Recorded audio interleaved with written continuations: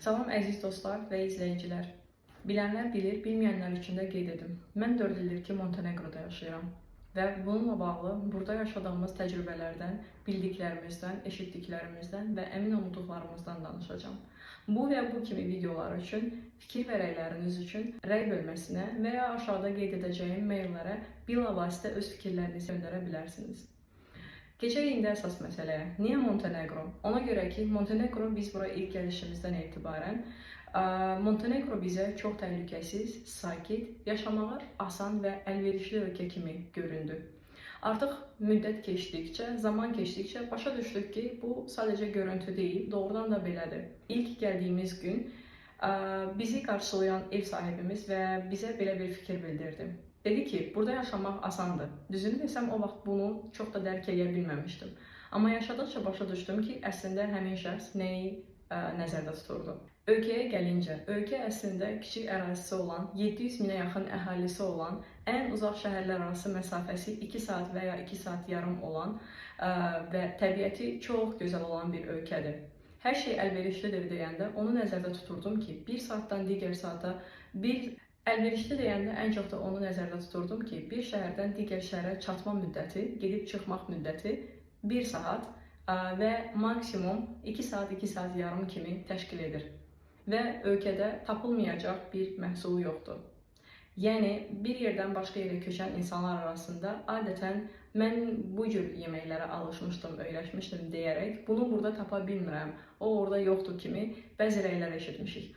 Qeyd etdiyim kimi, yaşadığım 4-cü ölkədir və düşünürəm ki, bu sahədə rəy bildirmək üçün müəyyən qədər haqqım var. Ona görə də videolarımı izləyib və hətta abunə olub, istək və suallarınızı, bilmək istədiyiniz mövzuları mailimə və ya elə YouTube kanalında izlədiyiniz videoların altında sual və ya rəy olaraq bildirə bilərsiniz. Əmin olun ki, hamısına tək-tək geri dönüş edəcəm.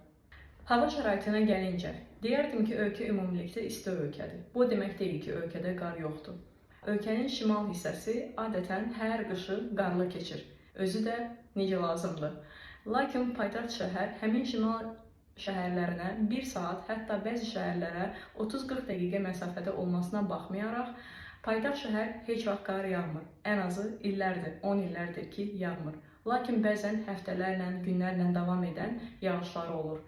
Eyni zamanda qeyd edim ki, Bakı şəhəri kimi olmasa da ildə 2-3 dəfə güclü küləklər əsir.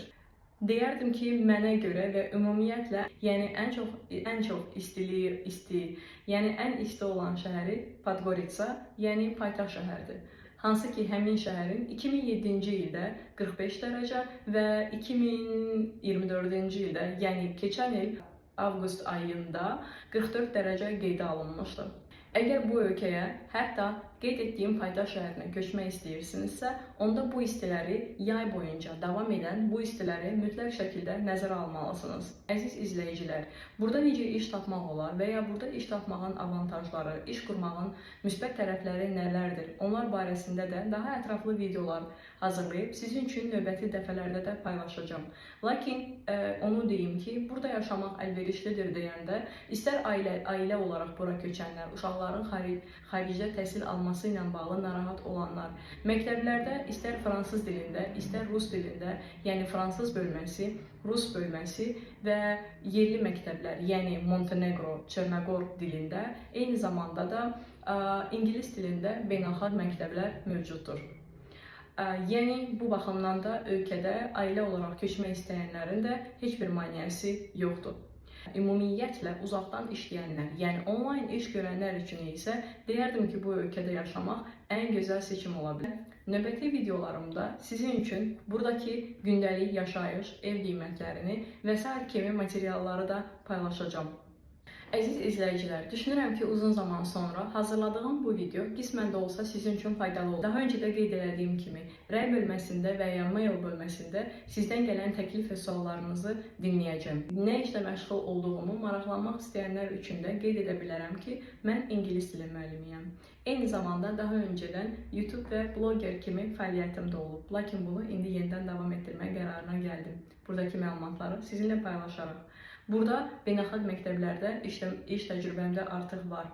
Buna görə düşünürəm ki, bu barədə də kifayət qədər suallarınızı cavablaya bilərəm.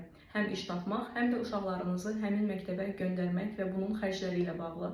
Lakin bunun xaricində burada şirkət qurmaq, biznes yaratmaq, işə düzəlmək kimi sahələrdə də imkanlarımız var, konsultasiyalarımız mövcuddur. İzlədiyiniz üçün təşəkkür edirəm. Ümid edirəm ki, faydalı oldu. Bəyənib abunə olmağı unutmayın.